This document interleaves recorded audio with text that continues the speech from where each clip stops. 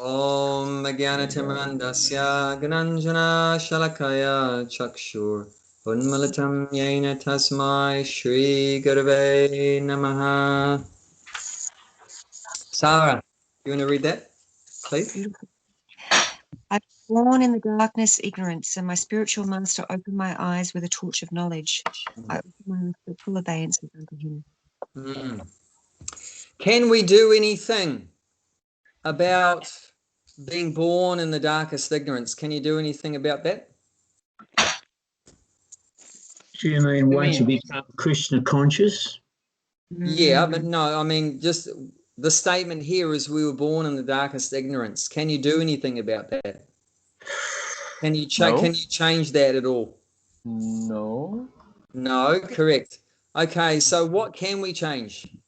We can change that if we get a torch of knowledge from the guru, then can be changed.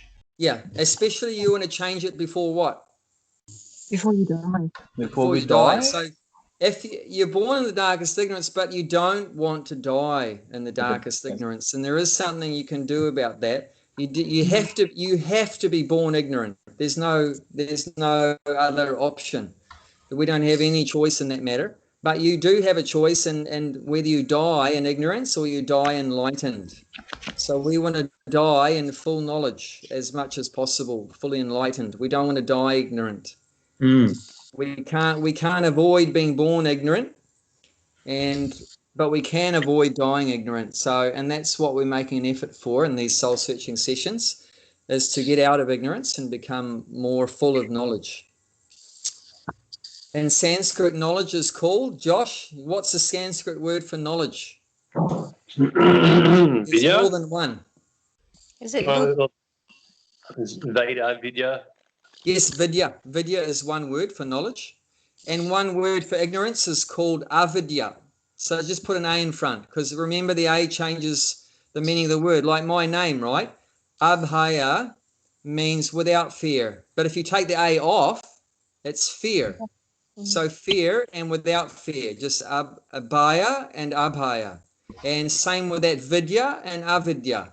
So vidya means knowledge, avidya means ignorance. And there's another word, jnanam.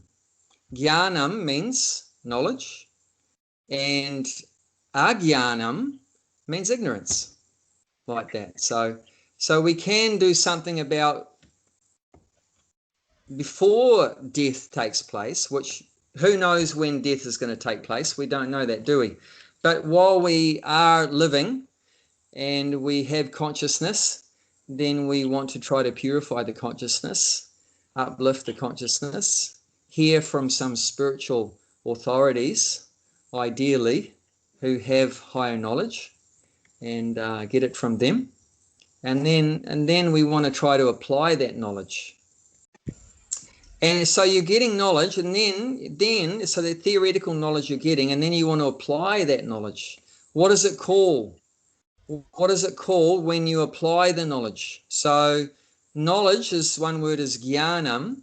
So if you apply the jnanam in your life, if you practice it, if you put the knowledge into practice or apply it in your life, what is that? It's called a vijnana. Yes, very good. Vijnanam. Vijnanam.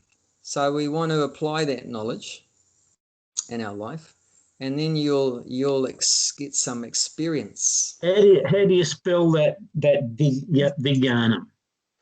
V-I, V for Victor, I for ice cream, J for jet, N for Nelly, A for apple, N for Nigel, and A for apple. So Vijnana.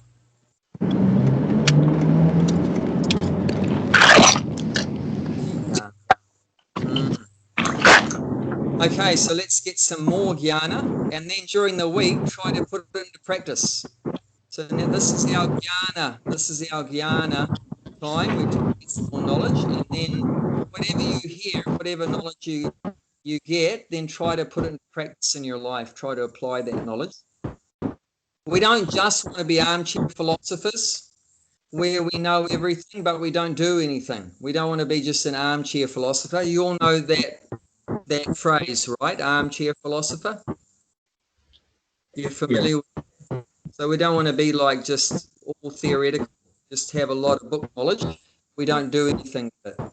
So we want to, what are we hoping to achieve from this knowledge? What do we want to do with it? Go back to Godhead. Yeah. Yes, that's one very tangible thing we can get from the knowledge. Anything else? What are some other things you would hope to? More wisdom in our life. More wisdom in our life. Okay. Develop real love of Krishna. No? What's that? I didn't hear that. Developing a love of Krishna. Develop love. Yeah, the idea we get more and more knowledge. The more we know about God, then it's more likely that we're going to develop love for God. How can you love someone if you don't know them? Could you love your partner if you didn't know them at all? Like if you didn't know their name, or you didn't know what they look like, or you didn't know their qualities or how they behaved or anything, how could you possibly love them? You know, the more you know about someone, then gradually the love grows, right? You can't love someone without any knowledge of them. So, and does anyone want more peace in their life? Of course. More happiness, less stress? Yep. You know, so there's so many good, tangible outcomes that can come out of this knowledge. And this is not, when we talk about knowledge, we're not talking about material knowledge, we're talking about spiritual knowledge. So you can put another word in front of that jnanam word, knowledge, to be more specific. And that's divya jnanam. Divya means transcendental or spiritual. So that's D for divine, I for ice cream, V for Victor, Y for yes, A for apple. So that's divya, means transcendental or spiritual. So that's what we want, this transcendental or spiritual knowledge. And that will give us so many wonderful results, which we can start to enjoy right from when we put it in practice. Okay, so where we're continuing is chapter 5, text number 21. Text number 21, 5th chapter. We were supposed to do that last week, but we got sidetracked and ended up talking about some other very nice subjects last week. Remember, it was the anniversary of the appearance of a very great spiritual teacher, Prabhupada's spiritual teacher, Bhaktisiddhanta Saraswati. So we started talking about him and about many things in regards to devotees. So this was the one we were going to do last week, but we'll do it this week. So this area of the Bhagavad Gita is talking about the symptoms of a liberated person. What is the symptoms of a liberated soul? Okay, so let's do the Sanskrit. I'll say it first. Bhaya spashe svasaktatma. Bhaya spashe asaktama. Vindatyatmani yatsukam. Vindatyatmi yatsukum. Sabrama yoga yuktatma. Sabrama yoga yuktama. Sukham akshayam ashnute. Sukham ashkadam ashnute. Sarah, would you like to have a go at leading the Sanskrit? Oh. Gulshan's done it before. I don't think you have. You want to try? Oh gosh. Okay. Bhaya spashu. Bhaya Bhaya spashe svasaktatma.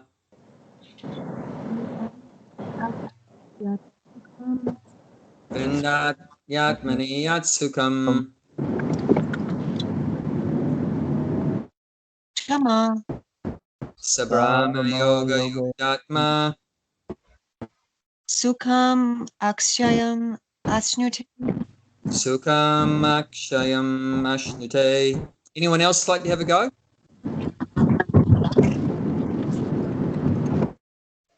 Okay, all good. Okay. Gulshan, you like to read the translation? Yeah. Such a liberated person is not attracted to a material sense pleasure, but is always in trance enjoying the pleasure within. In this way, the self-realized person enjoy unlimited happiness, for he concentrates on the Supreme. Mm. So this is another symptom of a liberated person, that they're not attracted to external enjoyment, external happiness. Mm. How do we get external happiness? Through what? Sense gratification. Bodily, anything connecting to the body. Gratification means happiness, right? Enjoyment or gratifying through what? Through the senses. Yeah. So senses. So, and what is senses means the body. So when you talk about a body, you're talking about a group of senses. You know, body means you have eyes and a nose and a mouth and ears and arms and legs and so forth, genitals, anus. So there's 10 senses there. So this is how we're enjoying externally, is through the senses. And the mind is also regarded as a sense. The mind is also regarded as a sense. So, like, for example, the form of a woman or a man enters into our sense of the eyes, and that goes into the mind. And then that is the one of the processes of gratification through seeing a form, or, for example, tasting some food through the tongue. We taste some food, that goes into the mind, or we hear some music through our ears, that goes into the mind, and so forth. So in that way, you can, these pleasures are being experienced in the mind. Where is the enjoyment? Do the senses get the enjoyment? No, the senses, it's just a receptacle. But the actual experience of pleasure or pain is in the mind. In the mind, right? So what this is saying here, that the liberated person is not attracted to this kind of pleasure, which is generated in the mind through the senses. Why? How is it that a liberated person is not attracted to eating something nice, or seeing a beautiful woman or a handsome man, or hearing some rock and roll music, or Greater attraction? Pardon? Because they have found a far greater attraction. Yeah, that's it, and that's very logical, because they're getting a pleasure which is far more than that external pleasure, which is being experienced in the mind. So they're getting something far greater than that. And then, of course, what most people would ask is, what's greater than that? You mean there's something greater than pleasure than eating and having sex, and making money and so forth, and driving a fast car? There's something more than that. They have no idea there's something more than that. But there is something far, far more than that. Where is that? That's within ourselves. There is some background sound comes there. Is it me or? Okay. I heard some background, some wind. Sorry, it's probably me, Gulsan Prabhu. I'm driving. I'll turn it off. Hold on. Sorry. Yeah, just turn the speaker off. Keep listening, but turn the speaker off, yeah. And be careful on the road. I've pulled.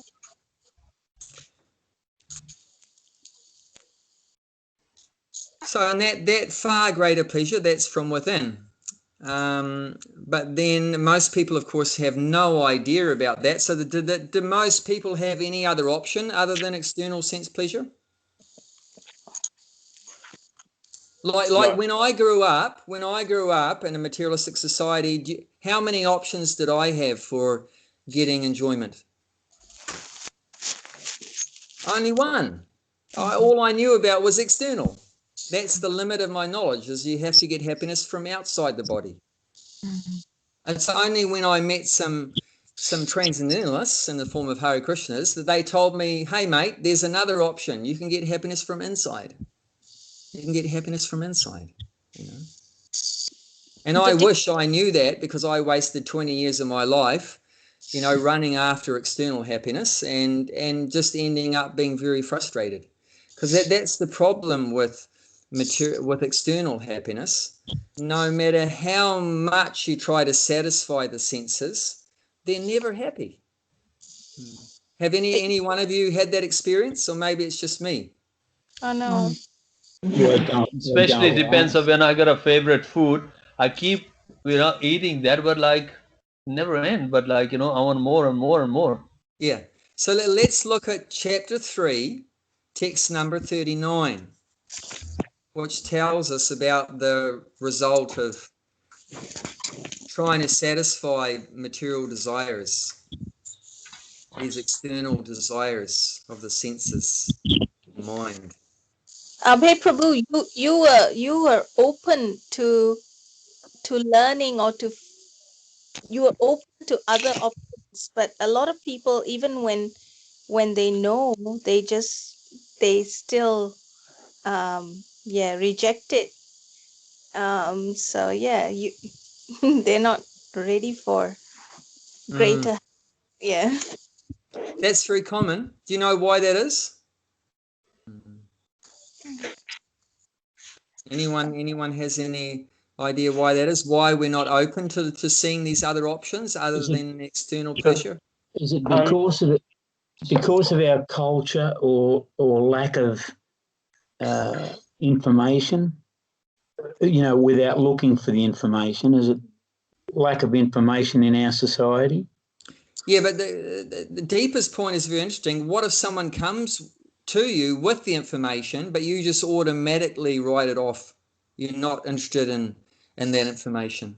So you don't have the information of anything more than external pleasure, but someone comes to you and says, hey, mate, there is something more than external pleasure. And you say, no, I'm not interested. Don't tell me about it. So why is that? Because they don't believe. There's a leap of faith required. There's a delay between being told about it and then actually experiencing it for yourself until they just don't believe it. Yeah. Anything else? Abhay Prabhu, is there anything to do with also Krishna calling, you know, Krishna's mercy and calling within our heart, so that he's making it more, so we're able to be more receptive to hearing, or being more open, or you know, questioning, you know, our experience and tired of the, you know, repeated sort of suffering and being able to beginning to ask questions and going, this is not all there is, and being open in that way. Is it fear? Fear, yep, that's definitely there.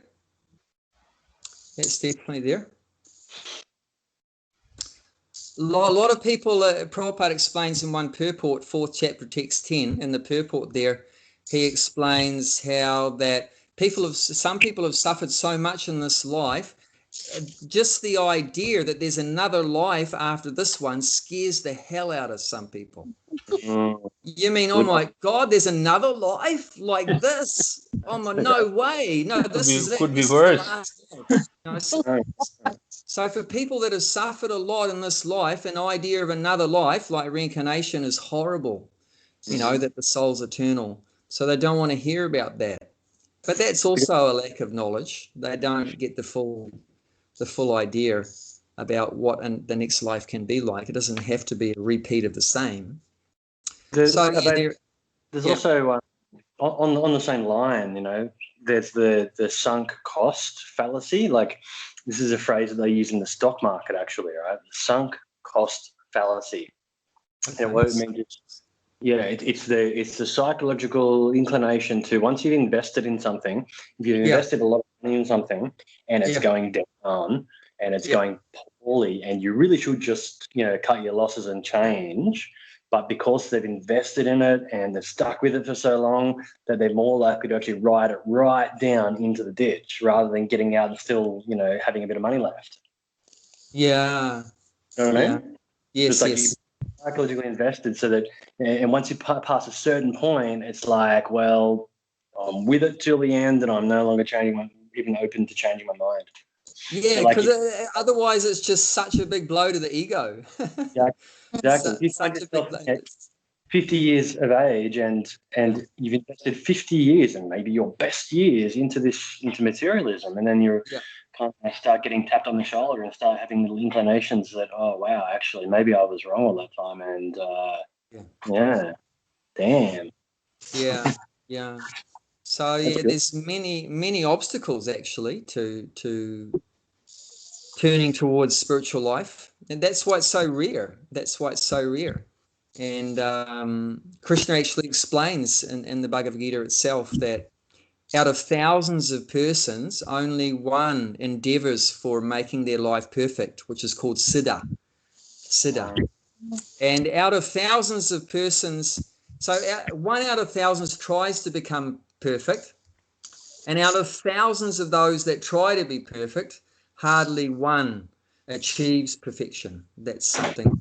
So that's just explaining about how rare it is for people to be on this path towards liberation. It's very rare. Of course, we might think, well, am I wasting my time then? Because if it's so hard to achieve spiritual perfection, am I wasting my time doing this? Actually not, because of course Krishna said that 5,000 years ago, that it's very hard to achieve this perfection. But something has happened more recently since Krishna said that, which makes it more accessible. Do you know what that is? Not the Kali Yuga.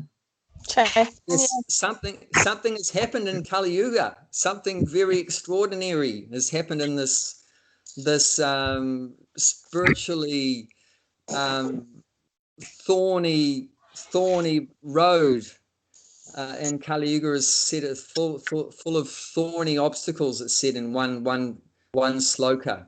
Kala. What is it? Kali balinandriya varivaga shibhakti maga iha kandika kodi rudha. That is said in Kali Yuga is the spiritual path is spiked with many thorny obstacles. So, but something wonderful has happened in this Kali Yuga, full of obstacles. Sahari, Coronavirus.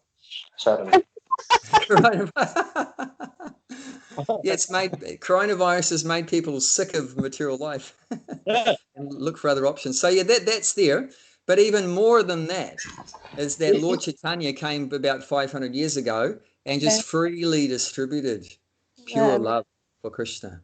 Just chant Hare Krishna, he said, and you'll achieve all perfection. So, and we see that people are actually experiencing that just through taking up the chanting process. Then they're very quickly making spiritual advancement and getting free from all kind of material entanglement. So we're actually very fortunate at this particular time, although that attaining spiritual perfection is ordinarily very rare.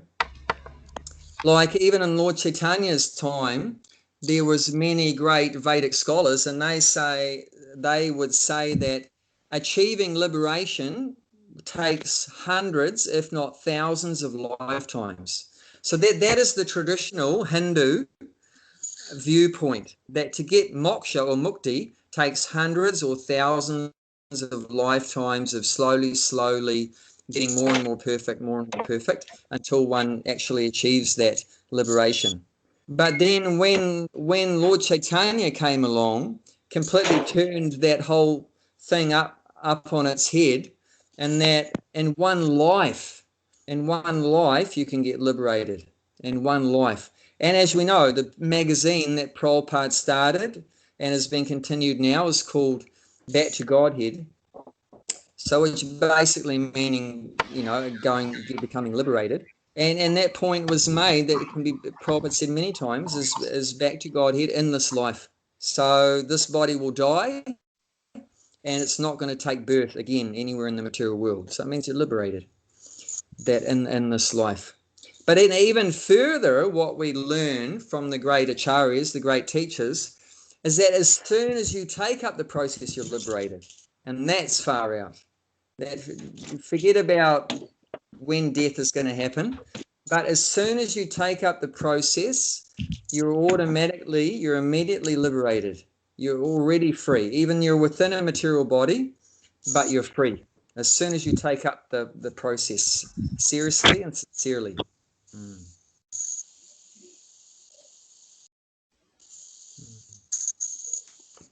But getting back to a saying about, why some people don't look at these options, like Deepa was saying, don't want to look at these options.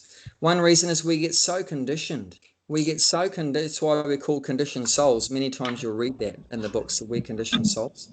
We get so conditioned to particular habits. You've heard that saying, right? We're creatures of habit. So you get stuck in a particular habit, like, for example, the traditional model is sex, drugs, rock and roll, right? So you just get so locked into that. You've been doing it for your whole life, and you might have even been doing it in your previous life, and you just continue those same habits, and it can be hard to break habits. It's like in that Alcoholics Anonymous, right? AA. It's hard for them, to break that habit, that they've been an alcoholic for 10 years, 20 years, 50 years. So they spend a lot of time, trying to help them to break that habit and form new habits. So you've got to replace that old habit with a new habit. But it's that transition period can be hard. I mean, Sarah, you probably deal with that, right? People that are habituated to doing very harmful things, and it's hard to get them to snap them out of that, and in psychology, it probably has many techniques to try to help people snap out of these very deep-rooted habits, which come from deep. Sorry, I was just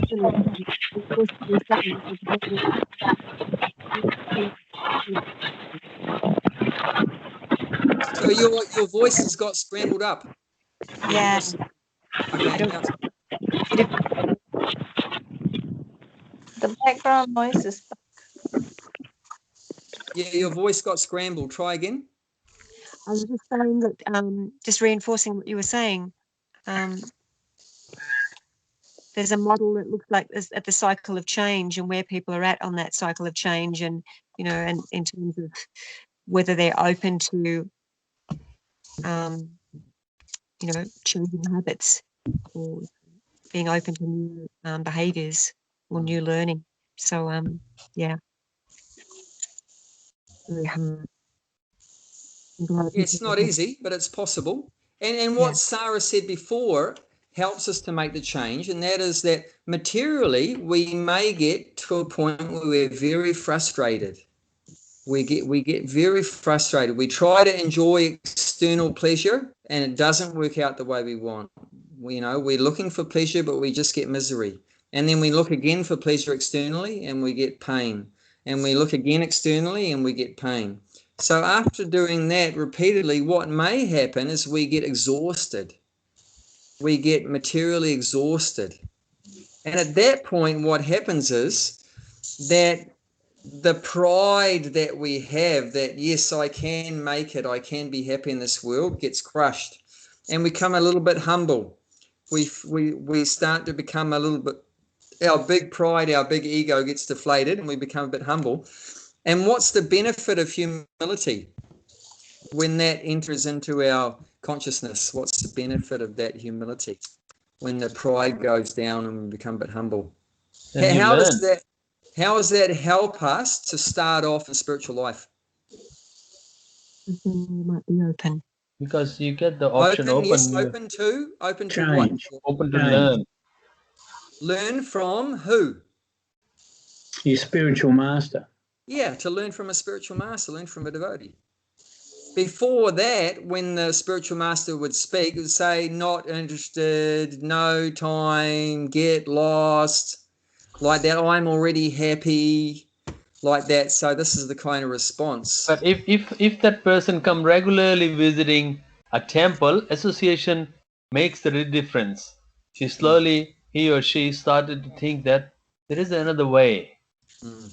That association makes it a big difference too.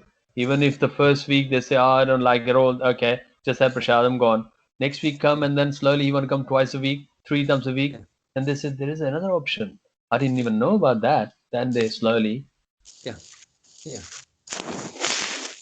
So what, people may not be ready now, But we always, the devotees always keep doing their activities, try to reach out to people, try to help people, offer the knowledge. Of course, you can't force the knowledge on anyone, but you're always there to be friendly to them and offer it.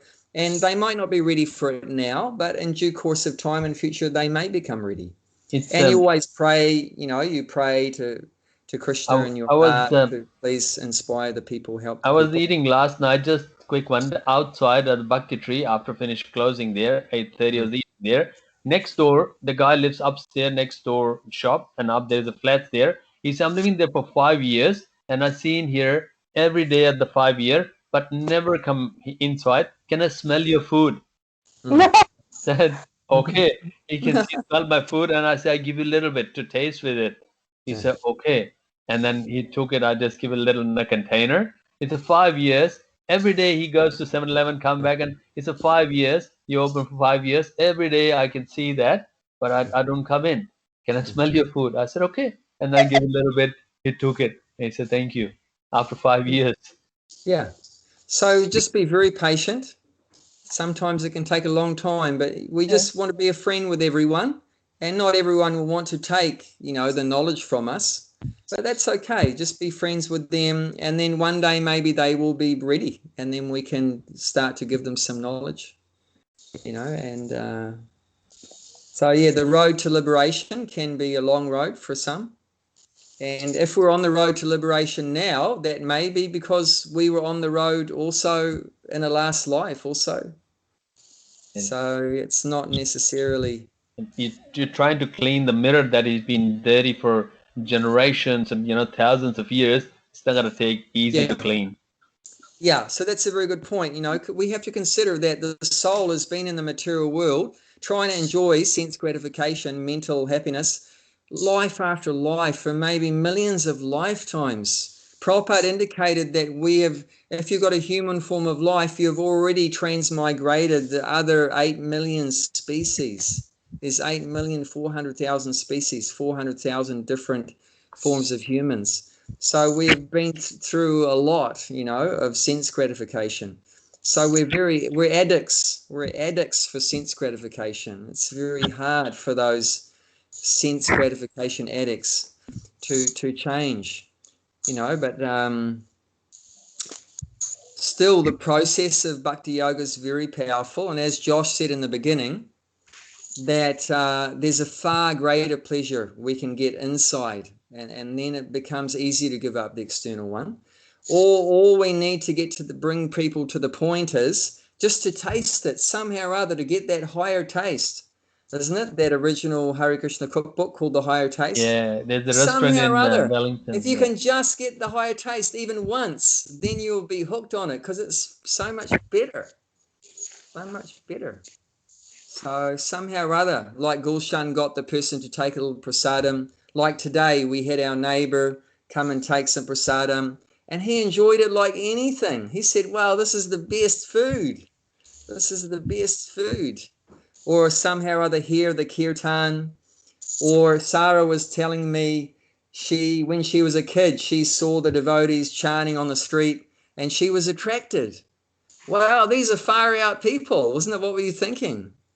I just was like, I wanted to go over there and just be around them. I just wanted I wanted to stay and listen to more, but I don't know how I was quite young, and my parents and ushering me away. Yeah. I wanted to stay. But somehow or other, if a person can just get a taste, a little sample of that nectar, of that inner happiness, through chanting, through prasadam, so forth, association with devotees, then the change can take place, the transformation.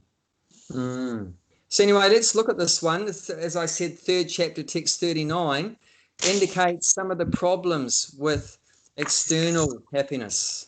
This is some of the drawbacks. Because people might say, what's the problem with sense gratification?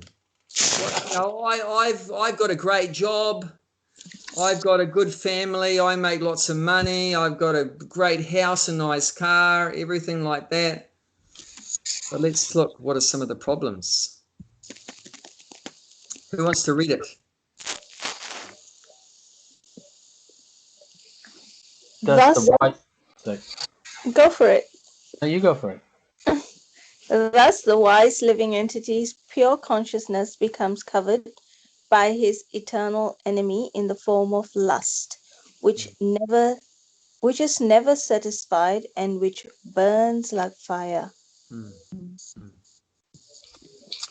So this is a major problem, that as soon as you go for external pleasure, what does it do to you? One thing it does to you is that it covers over your consciousness. It covers over your real knowledge of who you are and your relationship with God. That immediately gets covered over as soon as you go for external pleasure, external happiness. It covers over your pure consciousness, the soul's pure consciousness. And then as soon as you go for that external pleasure, what happens is that two things. You're never going to get any satisfaction from it. Doesn't matter how much you eat, how much you drink, how much you smoke, how many girlfriends you have, how many boyfriends, how much money you have, how many cars, how many houses, how many clothes. You're never going to be satisfied through external things. No amount. Even if you owned the whole universe, even if you had the whole universe at your disposal, you'd never be happy. And the evidence of that is Hiranyakashipu. There was one demon, a materialist, the greatest materialist in the universe was Hiranyakashipu, Prahlad's father. He actually took control of the whole universe, but he still was never happy. He was never satisfied. Never satisfied. And right. Satisfaction is a prerequisite to peace. And peace is a prerequisite for happiness. And that's what we all want to be happy, right? But you can't be happy unless you have peace of mind. And you can't have peace of mind unless you're satisfied.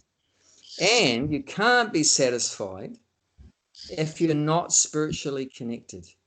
If you're just running after external things and you're not connected internally, spiritually, you're never going to be satisfied. External things can never make us happy. And do you know why? Why is it that external things can never make us happy? There's one analogy Prabhupada tells about this. I'll give you a clue. It's something to do with a fish. Fish. The soul. Take a fish out of water. Is that what it is? Yeah. If you take a fish out of the water, you can give it, the latest iPhone, the latest car, the latest bed, the best house, the best food, a fridge full of food.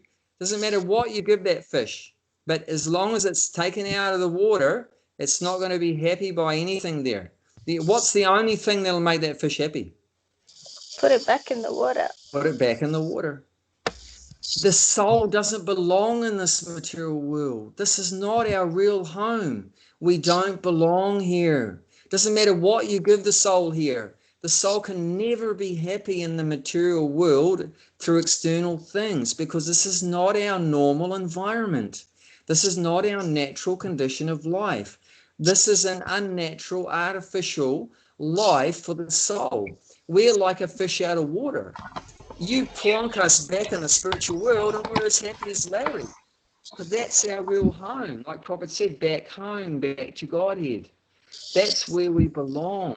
There's no way we can ever be happy in this material world. Some of the fundamental. Hey, Bhakti Mala, Hare Krishna. We can see you now. That's good. It's explained that the happiness in the material world is trying to find happiness in the material world. As another analogy is given, that effort is just like trying to find water in the desert. Water exists. In the same way, happiness exists. But if you're looking for water in the desert, it's the wrong place to look for it. You're not going to find water in the desert. You have to look somewhere else if you want to find water, but not in a desert. In the same way that happiness exists, but not in the material world. It exists in the spiritual world. The water but the thing is, when you're in the desert, it looks like water is there, isn't there? What do you call that phenomena where you can see water in the desert? Mirage. The mirage, which is illusion, right? So it looks like it's there, but it's not there. So that's called Maya. That it looks like we can be happy in this world. You know, in the movies, it looks like it's there, and then isn't it? It finishes the movie saying, when you drive on the road on the 40 degrees, look like a water on the road. Yeah. And then it doesn't, not really water. We have hope against hope. Everyone has hope against hope that, you know, I haven't succeeded so far in being happy, but that I'm sure it must be there. I'm sure if I just go a little bit further, try a little bit harder, work a little bit harder, I'm sure I'll make it or I'll reach it. But you never do. It's like the donkey running after the carrot on the stick. You never get to it, never reach it. You can't find it. So, but happiness does exist. I mean, if it really wasn't possible to be happy, sure, we'd all become depressed and be lined up to see Sarah. That, you know, that life is just miserable. But the silver lining for us is that although we can't get happiness externally, but we can get it internally. So a lot of people find it maybe very negative that we say there's no real happiness in the material world. But actually our message is very positive, because the complete message is that although you can't find any real pleasure from the external material life, if you go inwardly in developing your relationship with Krishna through bhakti yoga, immediately you can find unlimited happiness. And let's go back then. Oh, and in this verse 5, it says that the other thing, apart from being not satisfied, is it burns like fire. So these desires for external happiness, it creates a very burning sensation in the heart. This burning fire, it says, where is that fire? It doesn't just mean the forest fires that you have there in Australia. Of course, that's an external fire, but it's particularly meaning a fire in the heart, a fire of anxiety, so much anxieties. And like Bob mentioned, fear, so much fear and anxiety and tension and in the heart, so much, like they say, right, heartache. So that's what searching for external pleasure does. It creates that heartache or burning in the heart, so much burning of anxiety and fear and frustration and lamentation and madness, you know. Isn't it, Sarah, you would deal with this, right? Some people that have these qualities of madness, of fear, of anxiety, all these kind of different emotions that are there. You're referring to me too. But then us also, we're trying to come out of that in Krishna consciousness. We're not there yet, but you know, it's work in progress. But probably less burning than a few years ago. Put up your hands if you think you've got less burning fire in your heart than a few years ago. Gulshan, are you asleep or you're no, two hands. This is 2 hands. I'm double. Oh, your picture's frozen. Your picture's been the same for the last 5 minutes. Oh, okay. I'm double like coming asleep. Out of it. Double. Okay, that's good. That's good. So, yeah, it's work in progress. But this is what the search for external pleasure does to us. It creates dissatisfaction. You always want more and more. And no matter how much you have, you're never satisfied. And also it creates that burning sensation in the heart of anxiety and fear and stress and so forth. But the good news is, if we go back to this text 21 in chapter 5, is that we can enjoy unlimited pleasure from within ourselves. It's right there. You don't even have to go anywhere to get it. Isn't that good news? damn this coronavirus, now I can't travel. And if I do travel, I have to take the stupid vaccine. That means I can't travel anymore. So I can't go to here and there and be happy over there. But it doesn't matter, because the good news is the pleasure's right there in your heart. You don't have to go to Europe to get pleasure. You don't have to go to India to get pleasure. You don't have to go over there to visit your family overseas to get pleasure. No, the pleasure's right within us, wherever you are. Wherever you are. You can find unlimited pleasure from within yourself. If, what is it saying? How do you get that pleasure within yourself? What do you got to do? Look inside. What does that mean? Because a lot of New Age people will say that. You've got to concentrate on the Supreme. Yes. Concentrate. Concentrate. What is concentrating? What do you concentrate with? What part of you concentrates? Obviously mind. Yes, obviously the mind. I would think your head and your heart.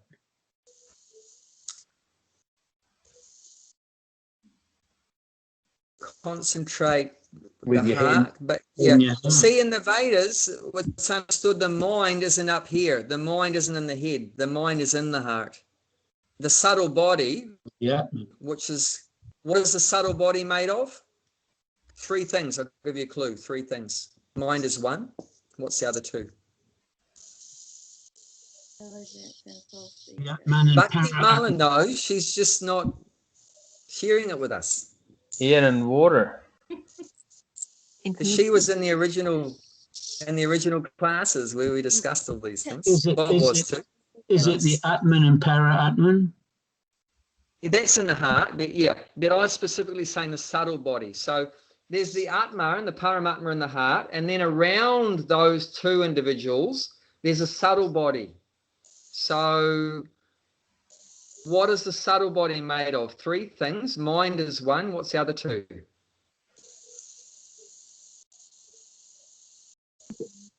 Intelligence and ego? I don't know. Yes. Very good. It wasn't a trick question. Intelligence and false ego. Yeah. Mind, intelligence, false ego. So the mind is in the heart, and that's where all these emotions are and everything like that is coming from the mind and thinking.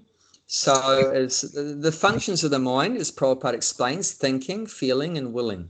So thinking, feeling, and willing, that's the functions of the mind. And the function of the intelligence is discrimination. So the discrimination, the intelligence will say, this is right or this is wrong. Mind doesn't consider this is right or wrong. It just says, I like this or I don't like this. But the intelligence is discriminating. Or what does the scriptures say about this? What does the guru say about this? Oh, this is wrong, even though I like to do it, but I'm not going to do it because this is not good for me.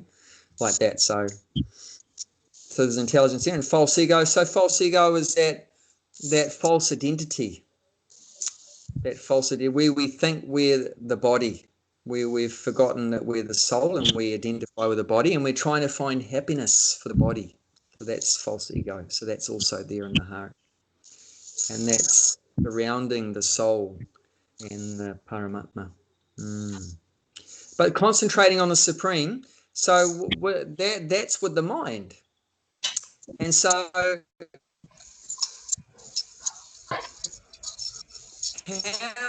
what are you going to do with the mind to concentrate on the Supreme? How are you going to concentrate on the Supreme? What's the easiest and best way to concentrate on the Supreme? Using the Krishna service. Yes, that's a general answer. So something more specific. Chanting.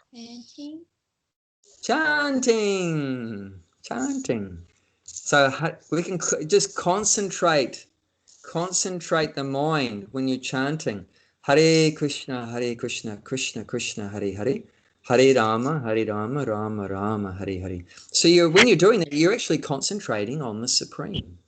Concentrating on the Supreme. On the names of the Supreme. But you could concentrate on the form of the Supreme. Isn't it like if you go to a temple, or if you have a temple in your own house, Or if you have a painting of Radha Krishna on the wall, or Gaura-Nitai or Jagannath, like that, and then just look at them. And that form of the Lord will go from your eyes into your heart, your mind. into your heart, into your mind. So then instead of that beautiful woman or handsome man or money or whatever going into from your eyes into your mind, into your heart, you put the form of Krishna into your mind, into your heart, and then concentrate on that. Like sometimes when Lord Chaitanya, as we mentioned last week, was traveling throughout in South India, he was traveling for 6 years. He would visit temples, and sometimes, like in Jagannath Puri temple, he would stand in front of the deities for hours, just concentrating. I mean, he's God himself, but he's showing us as a devotee what we should do, that you should concentrate on chanting. I mean, he would spend hours, he would spend the whole night chanting, concentrating on the Supreme like that, on the name of the Supreme. And the whole day he would be concentrating on the beautiful form of the Lord. And sometimes he would dance for the pleasure of the Jagannath deity. And he would be in so much bliss that he would fall on the ground and fall unconscious. Because like it's saying here, right, enjoys unlimited happiness. So sometimes see what happens is you concentrate on the Supreme through chanting or seeing the form of the Lord or tasting the prasadam or whatever like that. And then that gives you unlimited happiness.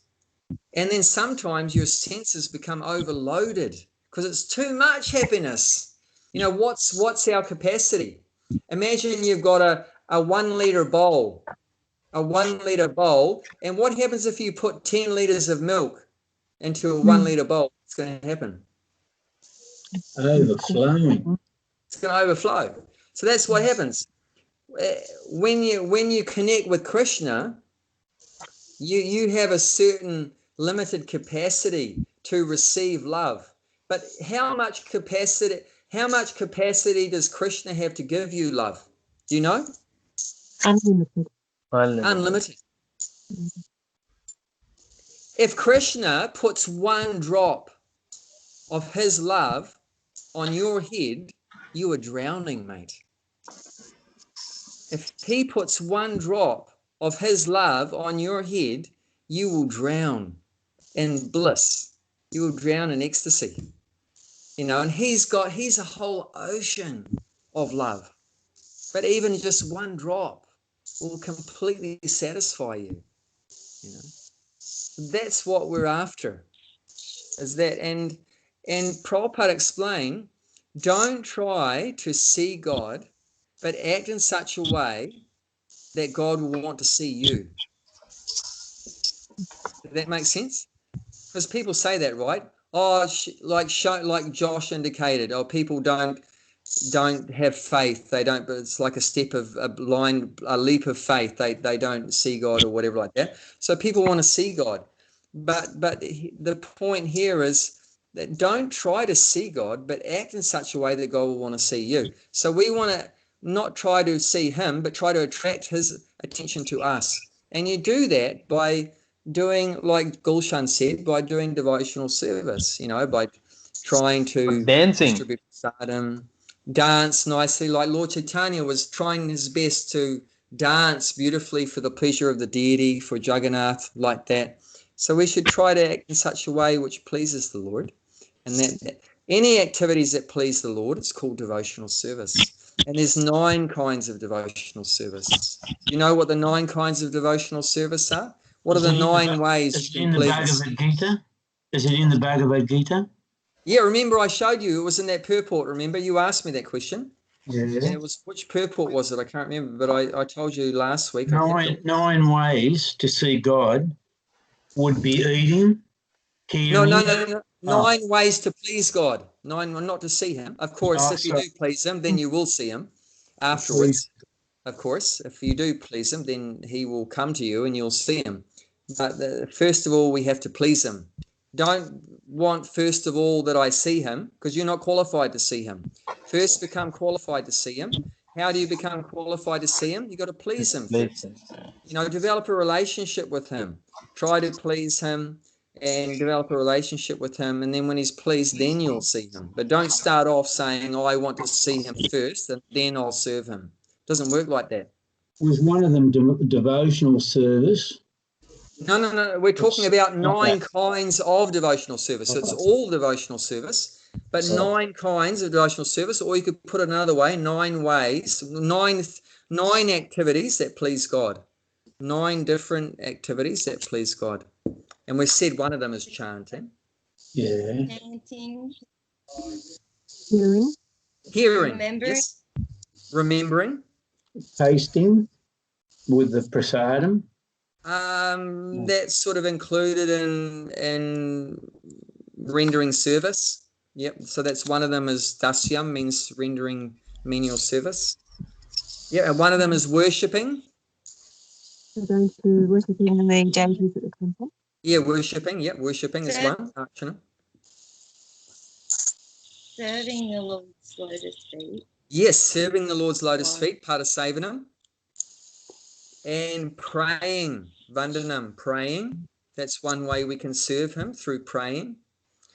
And becoming a friend, like Arjuna, right? Become a friend.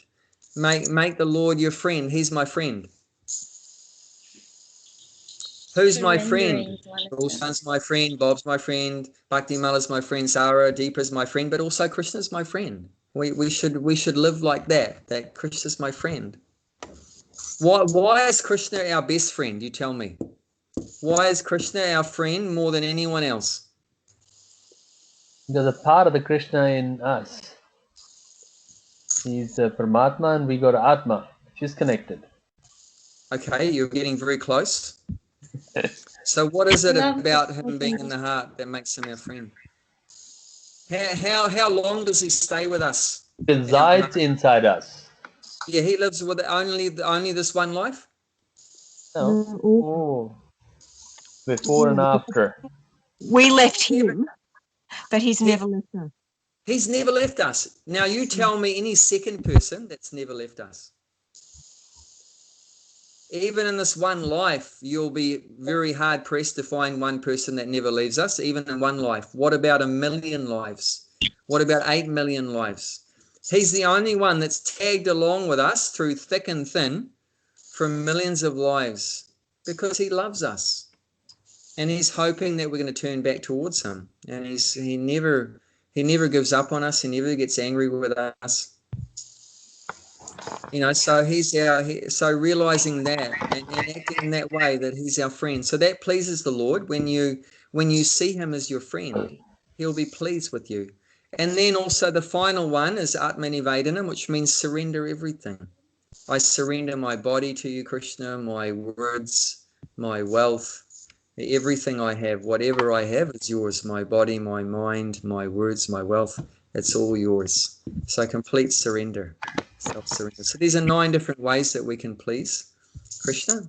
So like that, we want to concentrate on these things. This is what it means to concentrate on the Supreme.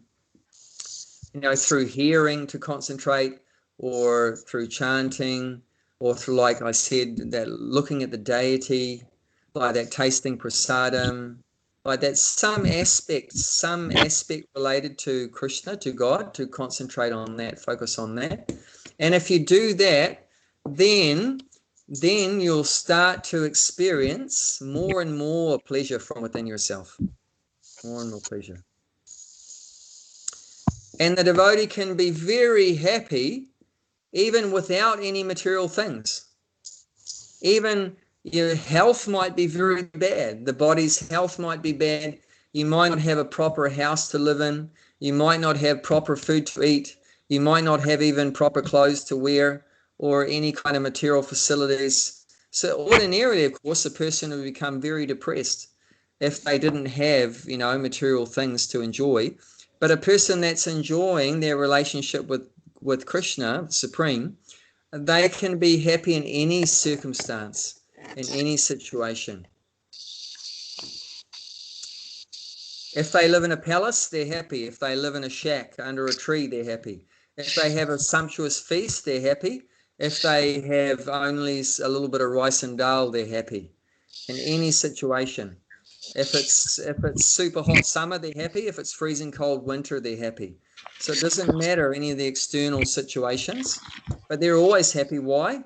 Not from the externals, but from internally, because of their absorption in Krishna. So that's the art we're trying to learn. How to transfer our, because see what we've been doing, we've been concentrating on external things, and it's been making us more and more unhappy. So now what we're trying to learn is shift, take the concentration off the external and put it more on the internal, which means practically on our developing our relationship with Krishna through chanting and hearing about him and associating with devotees and serving in different ways. So these are practical ways that we can concentrate on the Supreme. And what we should notice is at those times, I mean, we probably all, honestly say, that right now we're not happy all the time. But can anyone honestly, can anyone say that at those times when you have been hearing about Krishna, have you been happy? When you walked away from that, like when you walked out the door, then you got all mental and crazy. Okay, sure, that happened. But during that time, or during the time when you were with the devotees chanting and kirtan, or during that time where you were standing in front of the deities. I know one lady, she said she went into New Gokula farm one day with her husband, and she said she had a really out there experience in front of the deities, just being in front of the deities. She had an experience she's never had in her whole life, and that was like life-changing, transformational. And she actually said to me at that time, I just want to leave everything. I want to leave my job, I want to leave my husband, because he wasn't into Krishna consciousness. They said, I want to leave my husband, leave my job, everything like that, and just join the temple. And I said, oh, hold on a minute, hold on. But the point was that she had such a, amazing experience at that time when she was looking at the deities and there was kirtan going on and things like that. So now my question to you is, if you have these little snippets of nectar and happiness when you're chanting and when you're hearing and when you're in front of the deities and things like that, then what should you try to do? And when you leave that, then, things might go a bit downhill. But so then what should you do? Implement them into your life. Pardon? Implement them into your life. Yeah, so you've got some connection with them, but try to increase it. Try to implement it more in your life. So instead of chanting for half an hour once a week, make it 1 hour a week, then 2 hours a week, and 3 hours a week. Instead of seeing the deities for 10 minutes a month, make it half an hour a month. Instead of reading the Bhagavad Gita or hearing the Bhagavad Gita 1 hour a week, then do it 2 hours a week, 3 hours a week. Instead of spending, 1 day with devotees every 6 months, spend 2 days every 6 months, a week every 6 months. So just increase it. And that should be a natural process, because what we normally will experience is, well, I'm so happy when I chant with the devotees. So what should we think? I want to do it more. I'm so happy when I have prasadam with the devotees, so let me do it more. I'm so happy when I discuss Bhagavad Gita, so let's do it more. So then you'll get more internal happiness and less external happiness. So you become less dependent on the external. It's not going to go away probably all of a sudden, but you just slowly increase the internal pleasure and reduce the external pleasure. And eventually it'll become, you get all your satisfaction from inside and you don't need anything from outside, But you can't cut off the external straight away, but it's going to be a gradual process. Prabhupada actually said, just before Prabhupada left this world, he said, previously I had given up mating and defending. and this is just to explain this, that there's 4 things you need to do in this material body: eating, sleeping, mating, and defending. Right? Those are 4 needs of every material body, the requirements there. So he said, previously I gave up mating because, right, he was married before and he had children that, but then he left his family. So that means no more mating. And defending also. So defending comes from, why do we defend? Because we're afraid. We're afraid the body is going to be killed, it's going to die. So we're always trying to protect the body, isn't it? Always trying to protect the body. We're trying to defend it because we're afraid. So that means no more defending, because no more fear. It's no more fear. And then he said, so previously I gave up those 2. Now, so he's saying this just before he died, so to speak. Of course, the soul never dies. But he said, now I've given up eating and sleeping. So in the last part of Prabhupada's life, he didn't eat and he didn't sleep. And so Prabhupada said, oh, so now I guess I must be liberated. Of course, Prabhupada was being very humble. He was always liberated because he was engaged in devotional service. But he was saying, making that point, no external pleasure, nothing. No external pleasure. Everything is internal, only internal. And even to the last days of Prabhupada being on the planet, when his body is in excruciating pain from the disease he had, and what was he doing? He was chanting, wasn't he? Chanting was there, but he was Still reciting. they held a voice recorder, a dictaphone in front of his voice, and he was giving us the Srimad Bhagavatam. He was dictating Srimad Bhagavatam, speaking. So he's still talking about Krishna.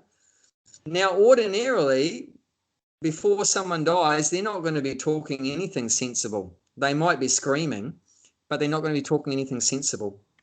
But Prabhupada was so transcendental.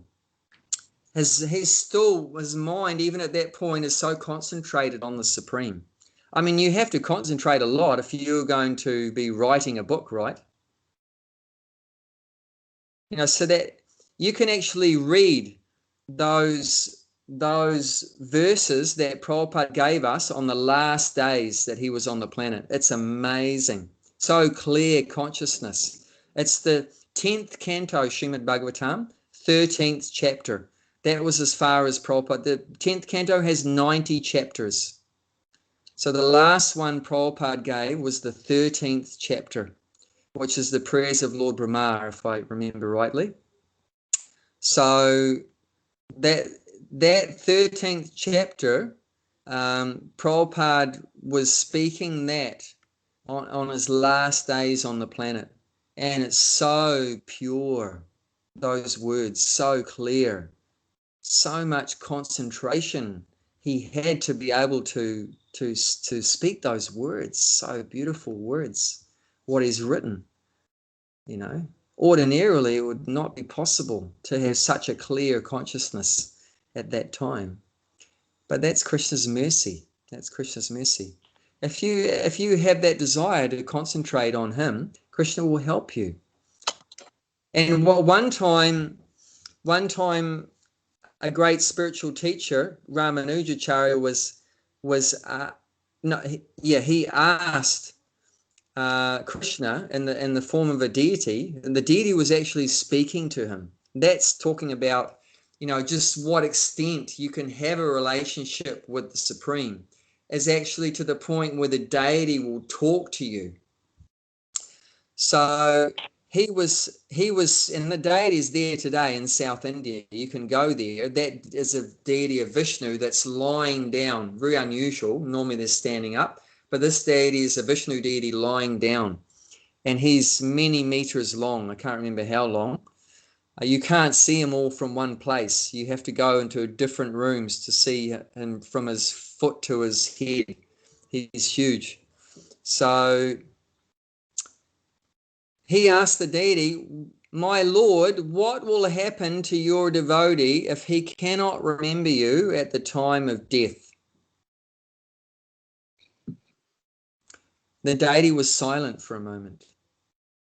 And then the deity said, if my devotee cannot remember me at the time of death, then I will remember my devotee. That's it. What more than that? That's love. That means he loves you. And if he loves you, if he's thinking about you, even if you can't think about him because mentally you're all deranged, or say you're in a car accident and you weren't prepared and you were just flat as a pancake, when you hit a truck at 100 miles an hour, but that doesn't matter because he's thinking about you. All the services you've done so lovingly during your life, he will remember all of those services you've done. And that's it, you're perfect. You're going back home, back to Godhead. Even if you, for some reason, weren't able to concentrate on him at that time, but he's concentrating on you. So that's another dimension. This verse is saying, to concentrate on the Supreme. But the thing that follows on from that, if you concentrate on the Supreme, guess what? He's going to concentrate on you. And that's far out. That's love. Because love, as you know, is not one way relationship. It's two ways. Two ways. So if you, extend yourself to love God, he's going to extend himself to love you. You're trying to think about him. He's going to be thinking about you. You're glorifying him. He's going to glorify you.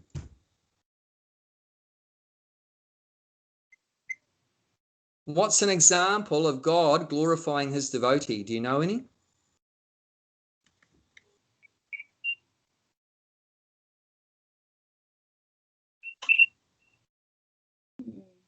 In the 11th chapter of Bhagavad Gita, Krishna told Arjuna,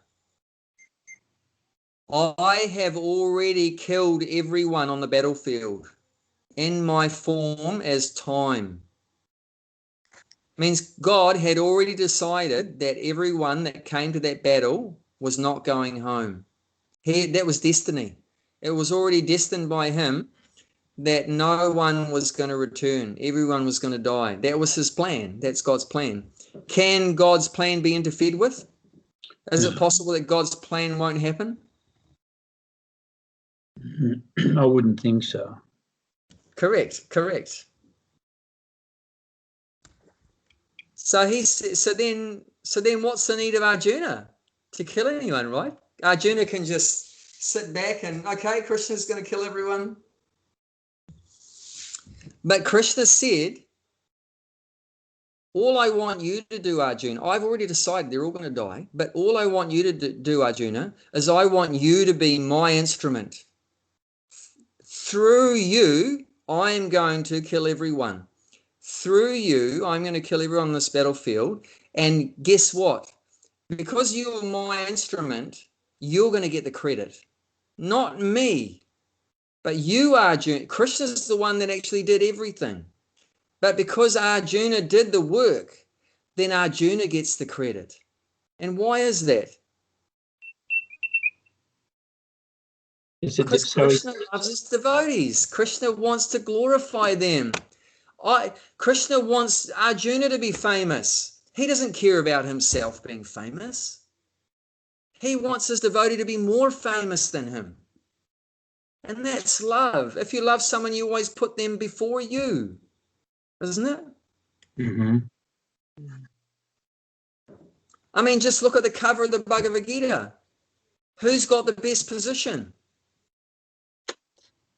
Krishna's just driving the stupid chariot. That's a low position. Who's sitting in the back? The warrior sitting in the back. The glorified person is the warrior, not the driver. Who gives a stuff about the driver? Krishna's giving the best position to his devotee. He wants to put him up front. And that's because he loves him. And Arjuna didn't want to kill anyone because they're all of his relatives. But why did he do it? Because Krishna wants me to do this. I'm going to do it because I love Krishna. Not because he wanted to do it. He doesn't want to kill anyone. Okay, Krishna, I love you, Krishna. You want me to do it, I'll do it. I don't want to do it, but because you want me to do it, I'll do it. So Arjuna loves Krishna and Krishna loves Arjuna. And that's the essence of Bhagavad Gita. And this process of Bhakti Yoga is how to develop that love. How to develop that love. Prabhupada's giving us that process so simply, so easily, by chanting Hare Krishna, hearing from Krishna or Krishna's devotees like that, associating with devotees, taking prasadam like that, doing some service to help spread Krishna consciousness like that. We can develop that love. We can develop that love. Putting aside our external pleasure, that's a sign. What do you think Krishna's going to think? Like say I've been a drug addict for say 30 years. Thank God I haven't been, but but if I had been, or like I could say about meat eating. So I was a meat eater for 20 years, and then I give that up. Okay, right? I say I'm a meat eater, which I was, and I gave that up. Then what is Krishna going to think? You used to like eating meat, but you gave that up for me. You did it for me. Well, that's so cool. Here, take some nectar, take some bliss. I'll help you. Here, have my blessings. I'll give you my mercy. So it's like that. This is called tapasya or austerity. If you do something difficult, something you're attached to that you like you're attached to cigarettes or drinking or eating meat or, illicit sex or gambling or whatever, if you give those things up, why are you giving them up? To please Krishna. Don't give them up just for some material reason, but give it up to please Krishna. And then Krishna will be impressed. Wow, that was very difficult because I know you're very attached to that. You really like that. You gave that up just to progress in your relationship with me. That's so wonderful. I love you so much. So then you're going to get more blessings, more mercy, like that. So, and that makes it more meaningful, more a positive thing. That my giving up this is helping me develop my loving relationship with the person I love. This little thing, that reminds me. One devotee named Shyam Sundar, actually I'm reading a book written by Shyam Sundar. Actually, Bhakti Mala gave it to me called Dancing. Oh no, what is it? What is it with the rhinos? The rhinos. Yeah. Chasing Rhinos with the Swami. Yeah, I'm reading that at the moment. Chasing Rhinos with the Swami. So it's written by Shyam Sundar, one of his first disciples, and in the beginning he was a bit of a rough personality, but he was attracted to Prabhupada and doing some service, and he was really good with his hands and working with wood. So Prabhupada asked him to carve the very first deities of Jagannath, Baladev, Subhadra. They managed to find some little dolls of Jagannath, Baladev, Subhadra. Managed to find some in one shop. Someone had imported them from India. So using that, he carved big ones, like maybe 1 meter tall or something like that. He carved big ones. But he had some bad habits at the early days. So he used to smoke cigarettes. And one time Prabhupada came in the room to see how he was progressing with the carving. And he saw there was a packet of cigarettes on Jagannath's head. There was a packet of cigarettes on the head of the deity as he was carving Jagannath. And Prabhupada looked at him and said, don't let this little thing come in between you and Krishna. It's just a little thing, just some bits of paper with some tobacco in it. Don't let this little thing come in between you and your relationship with Krishna. So after that, Shamsundar realized, just give it up. So like that, just see it. These anything that's an obstacle in my developing my relationship with God, I should just give that away. And then when you do that, Krishna will be very pleased that you made that sacrifice for me. You performed that austerity for me. So like that. But giving up, and you might think, oh, this is too hard. How do I give up all these habits, like external things, like I enjoy eating fish and chicken, or I enjoy smoking or marijuana or a beer on a Friday night or whatever. How do I give that up? But the thing here, which in this verse, is that you're getting something better. You're getting something higher. So automatically you'll be able to get rid of the lower thing. It's not going to be that hard. If I look back to my life, how I gave up eating the meat that I'd been used to eating for 20 years, how did I give that up? I can't really work it out. When did it happen? Was there actually a point where I consciously decided that I'm going to give it up? I really don't think it was. I think that I was experiencing that far superior food of prasadam, and just automatically all this non-prasadam things, all this meat and so forth, it just fell away. It just automatically disappeared. It's like, can you what's that? Oh no, the transition was seamless. Yeah, that's right. It's like you determine the point when the sun came up and the darkness of night went away. Can you figure that out?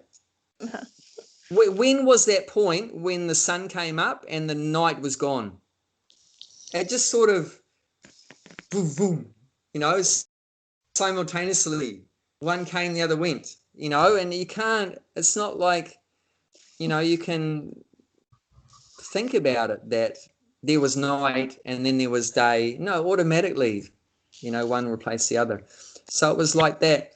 And when something very good comes into our life, the bad stuff will automatically go. You don't have to focus on getting rid of the bad stuff.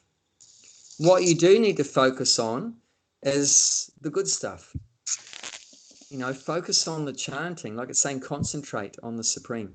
So don't focus on the negative, bad things in your life. How the hell am I going to get out of all this entanglement, material suffering? Just focus on your relationship with Krishna and developing it in these different ways. And I guarantee all this other external stuff which is causing misery is going to go away. It's going to happen. When it's going to happen, how it's going to happen, over how long it's going to happen, God only knows that. But it's going to happen. It has to happen. It's just logical. Do any of us play with dolls and teddy bears anymore? Gulshan, I know it's been hard for you. It's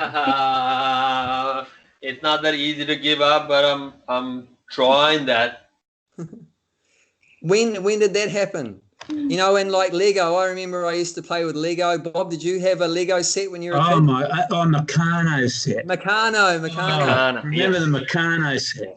Are you still pulling out your Meccano set on Saturdays? Not of late. No, and the Barbie dolls are gone. So.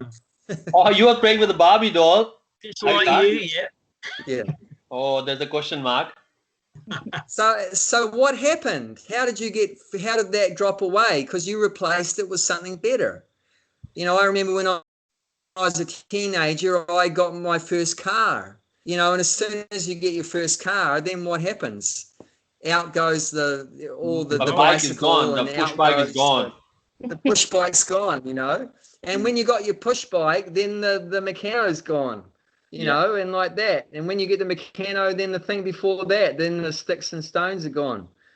So it's like that. You replace the lower thing with the higher thing. It's natural. So the same in spiritual life. You're getting so much happiness from your relationship with God, you lose your attraction for everything else. It just automatically happens. And the dinky. Remember the dinky? My God, I've come a long way. Yeah. So you can, we're sort of running out of time now, but you can have a look in your own time if you like, chapter 2, text 59, which is called the higher taste verse of the Bhagavad Gita, which is saying that, experiencing a higher taste, one can give up the external sense pleasure that's there.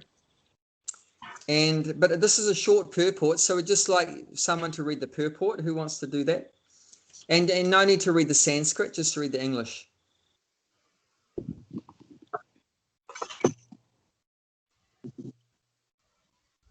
Reading this is an opportunity, remember, to develop your concentration on the Supreme. Don't be shy.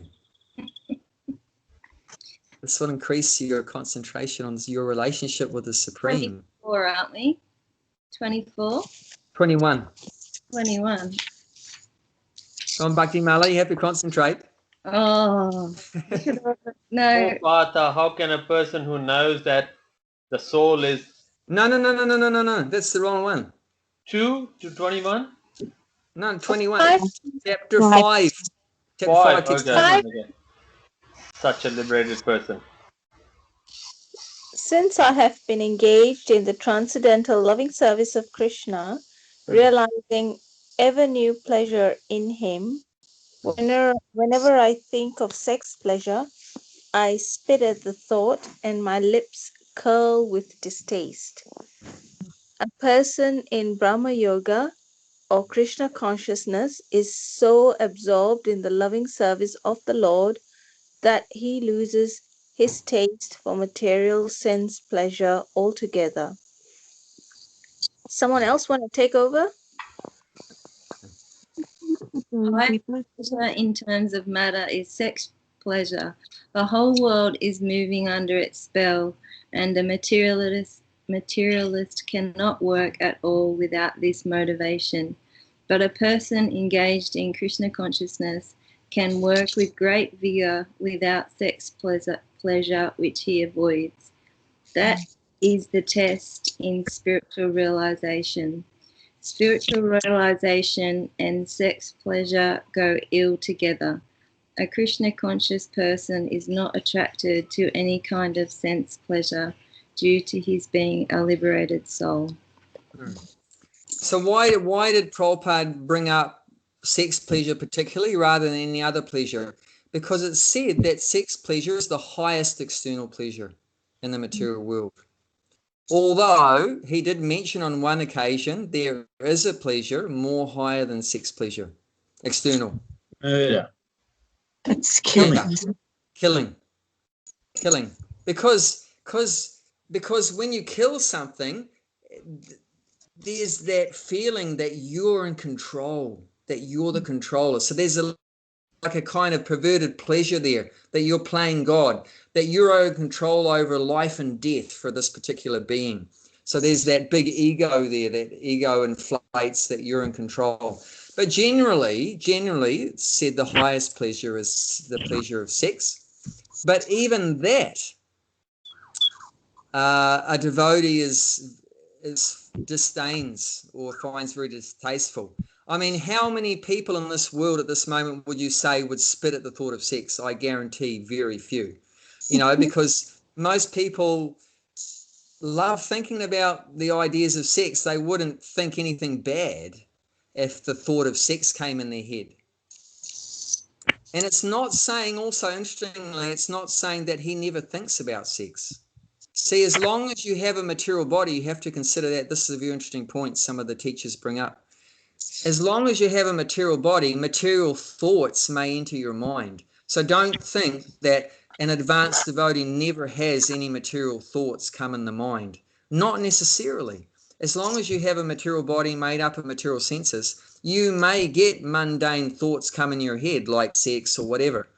But the difference is that when these mundane thoughts, which are no use in Krishna's service, come into the devotee's mind, is completely disinterested in it, no interest or distasteful.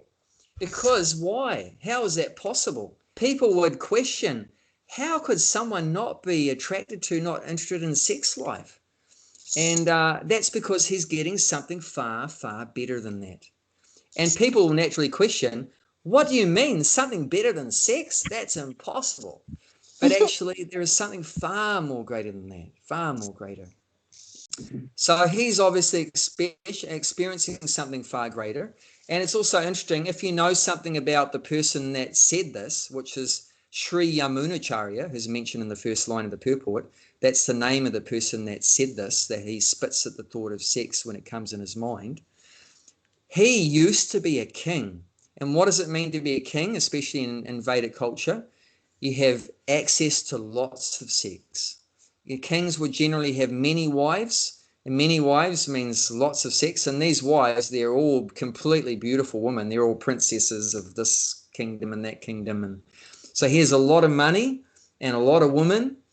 And so considering where he came from, that he came from having a lot of sex and a lot of material wealth and opulence, and that he's able to get free from that and give that up, means he must be having something damn good now, because what he had before is better than what anyone else has, isn't it? I mean, what position, what materially, what can you have that's better life than that? I mean, a king has unlimited sex opportunities and unlimited money. I mean, he collects taxes from all the people. He lives in the best house. He lives in a palace, got fantastic clothes. He's got servants. You know, he doesn't have to do anything. He's got servants for everything. And this guy is saying he spits at that, what he had. That means, oh my God, what is he on now? What is he on now that's better than that? Because what he had is what we all dream about having, isn't it? Unlimited wealth, unlimited sex. You know, he had that and he's spitting at it. Not only he's saying, I don't like it, but he's saying he spits at the thought. It means it's like disgusting. Now, how many people would think that sex is disgusting? So what is he experiencing that's making him just automatically think that this is disgusting? You know, he must be getting something millions and millions of times more better than that. And that's a fact, that this spiritual happiness within ourselves is unlimitedly greater than all these mundane external pleasures. So that just gives us a little bit of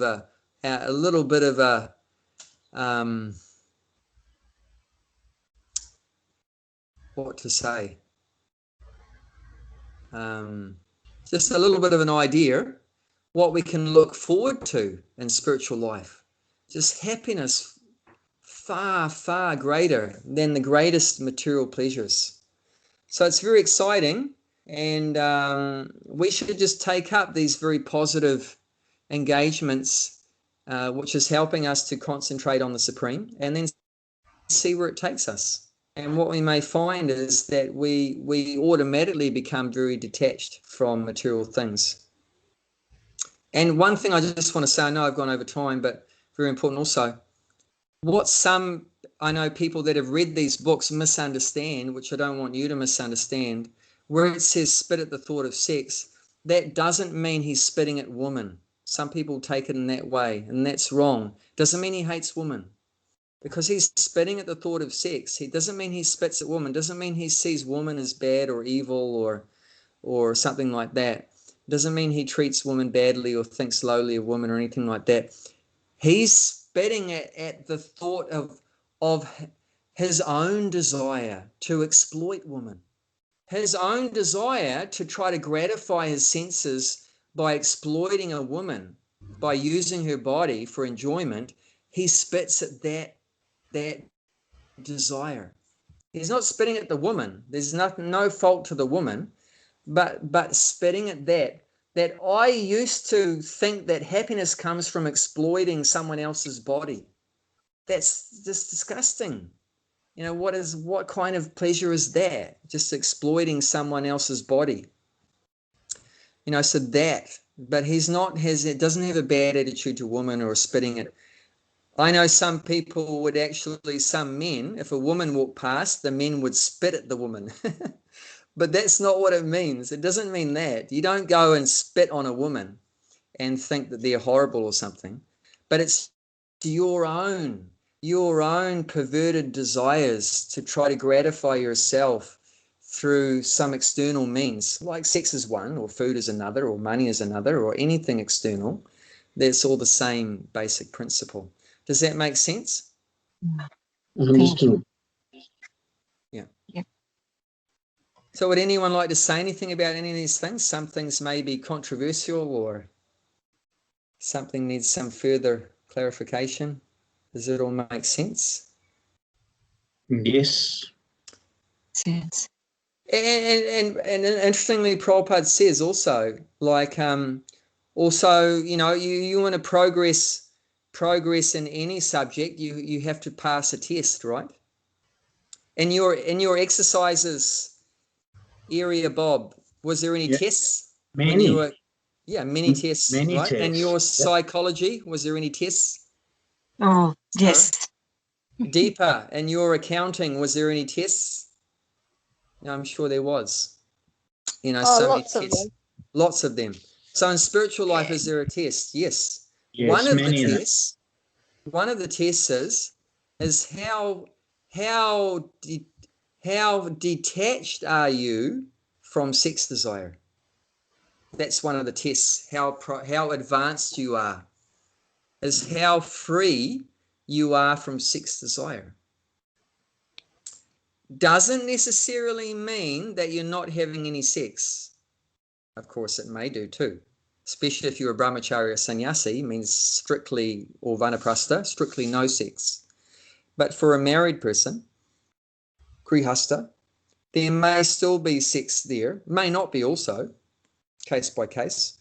But even for a devotee may be advanced, and maybe, even to satisfy the needs of the wife or whatever like that, may continue to engage in sex or so forth.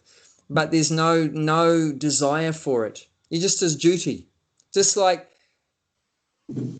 you're eating. Why? Because you're getting gratification from eating. You eat just for pleasure. Not necessarily. You're eating because you have to eat just to maintain the body. It's a duty. It's a duty to maintain the body. You have to eat. Not just that you're eating only to enjoy your tongue. Not necessarily. Someone might just be eating, like I know some of the Goswamis, followers of Chaitanya Mahaprabhu, they would just eat a bowl of chickpeas after every 2 days. They would eat a bowl of chickpeas. That's all they ate, just to stay alive. It's not, you're eating just to enjoy. See, you're an enjoyer, external sense enjoyer. Not necessarily. While you have the body, these things may be required: eating, sleeping, mating, and defending. But sex is one of them as well. Sex is one of them as well.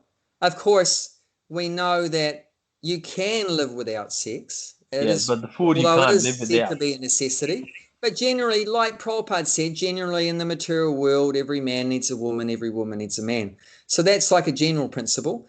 But we do know that if one is spiritually more advanced, he can live without the opposite sex.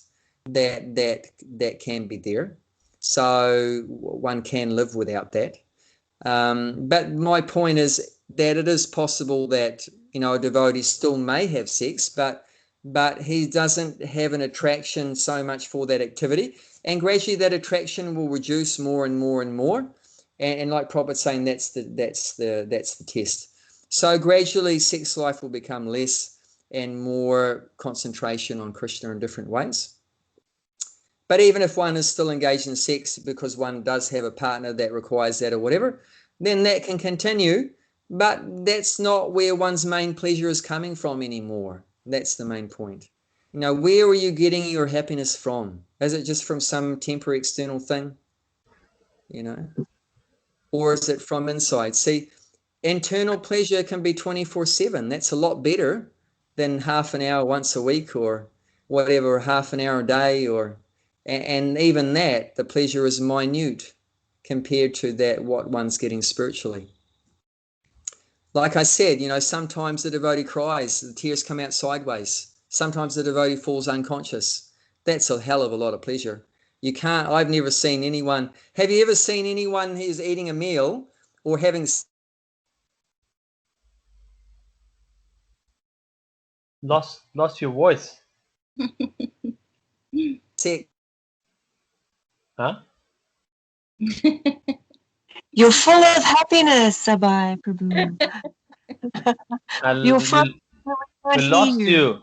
Done. And tears came out of their eyes sideways, or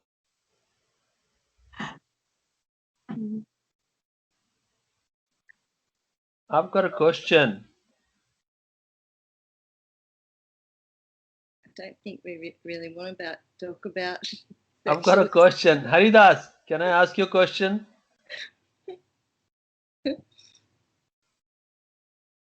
No, he's frozen. God love him. You want to ask Bob a question? No, Yeah. I'm gonna bow out here. Thank you so much, everybody. Thank Okay, you. thank you. Love you all, and I'll see you next week. What Okay. about Saturday? You're not coming on Saturday? Yes, They I'll fell be there. unconscious. Oh, sorry, mate, we lost you. Lost the lost- voice. You didn't hear that? Can you hear No, me? we didn't. Okay, Krishna must want me to shut. That's okay. You froze. You froze, mate. He's frozen again. Frozen again. Krishna loves you so much, Abhay Prabhu. All right. Okay. Hare Okay. Krishna, Prabhuji. Hare Krishna.